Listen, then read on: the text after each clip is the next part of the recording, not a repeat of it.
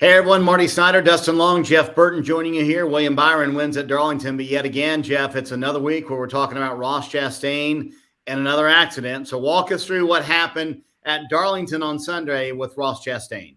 Well, not only that, but 3 out of the last 4 races has been Ross Chastain and Kyle Larson. So they're probably sick of each other at this point.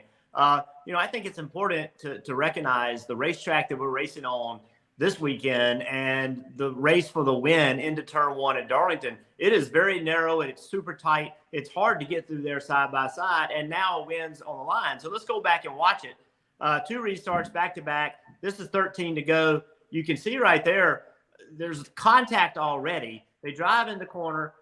There's contact again, and it's just aggressive. It's exceptionally aggressive. And as we roll through it, obviously the wreck behind it, but as we roll through it, we can see as they enter the corner, see Larson comes up the racetrack, right? Now there's a little bit of contact. Chastain's in the wall, so Chastain's mad. Like, why did you just do that to me? What just happened? And it just is Darlington. Look how narrow it is. I know this looks wide, but 2 cars going through here is very tough because they merge. Right there is where they merge because the 5 can't be on the bottom. He can't get off the corner if he is. Look at Chastain. He's mad.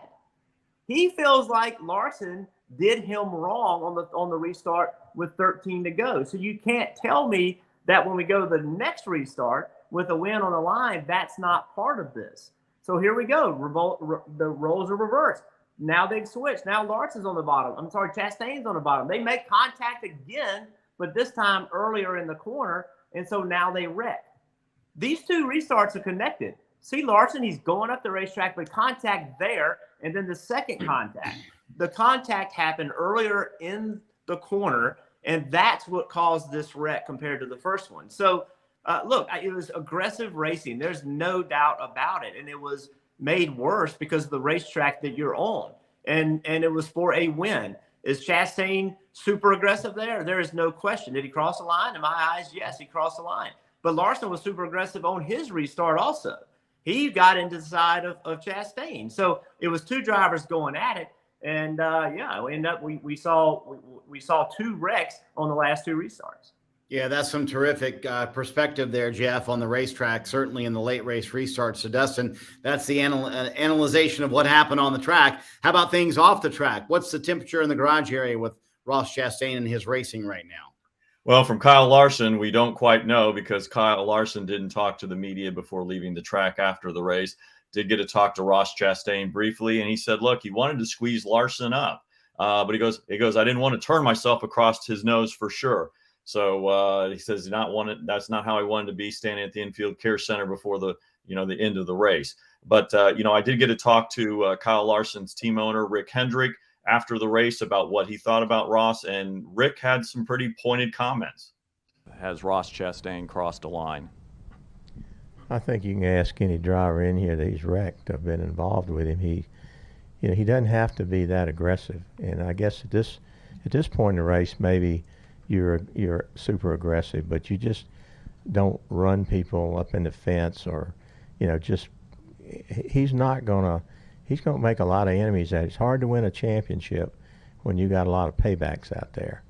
And he's got so much talent. I think if he just calmed down, that there's a time in the race, Dale Earnhardt Sr. told me one time, he said, I won't name the driver who drove for me, but he said, he's got all the talent. He just doesn't know how to race. And meaning he just knows when to race, when to push it. He's got a lot of talent, but he's making a lot of enemies out here. And I mean, Kyle now, this one in Dover, and, it's getting Talladega. It's really getting old with these guys. And obviously these guys are competitors, but this is another Chevrolet driver. So I don't care if he's driving a Chevrolet, if he wrecks our cars. I don't care. And I've told Chevrolet that. If you wreck us, you're going to get it back. And if you don't do it, they'll run all over you. So, I'm loyal to Chevrolet, but when somebody runs over us, then I expect my guys to hold their ground. And I'm not going to ask them to yield just because it's a Chevrolet. Wow, Jeff, some pretty pointed comments from one of the most respected voices in the business. What's your thoughts on what Rick Hendrick had to say? Well, look, there's been 13 races this year, and Ross Chastain has been in incidences in the last 9.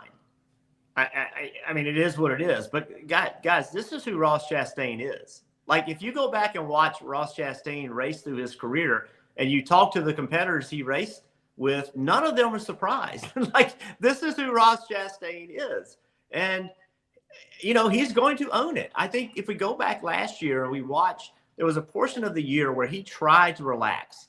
He tried to not put himself in these situations, and he ended up causing wrecks anyway because he was trying to be super conservative. Justin Marks, the car owner, they sat down and said, "Stop it. Just go back to who you are. Go back to doing what you're doing." And that's what he's doing. This is Ross Chastain. This is who he's going to be. And the competitors have to decide if they're going to deal with it anymore. And there is no question that in the garage, competitors are like, enough. They've had enough. And now when your car owner comes out and says it, the pressure is going to continue to mount.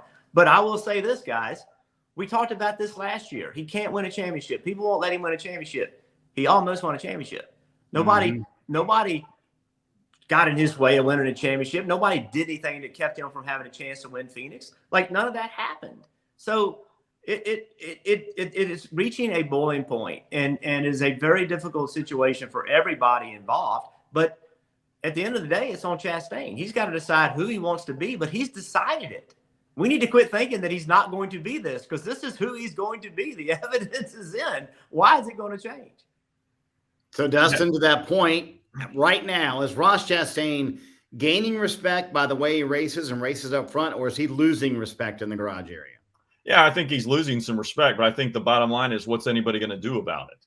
And look, I mean, yes, those were really strong comments by Rick Hendrick that he made, about Ross Chastain. A lot of other drivers have been upset about Ross Chastain, but where's the, how do you keep him from doing that? Words aren't going to do it. So it's going to take actions. Now, is anybody going to step up and be that guy to open the door on paybacks? And then how will NASCAR respond? I think, NASCAR's tried to have a heavy hand, but I think, maybe they need to kind of back off if somebody does do a payback to some degree on Ross, because look, he's, I think the interesting thing, he's in the head of a lot of people in the garage, and, for him, that's a great thing. And maybe that's the advantage he'll have that'll carry him on throughout the season, get some wins, more playoff points, and put him in a good position for the playoffs.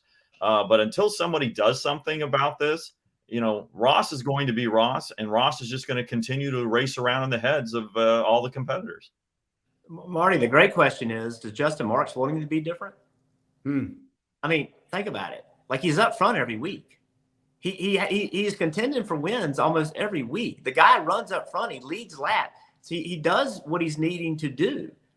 Does he need to change some things so that he can get some wins and some finishes? That's probably what the discussion is. The discussion's probably not, hey, I want you to worry about what these other competitors think. And that's a decision that Ross and Justin have to make. But to Dustin's point, it's a confusing time in NASCAR.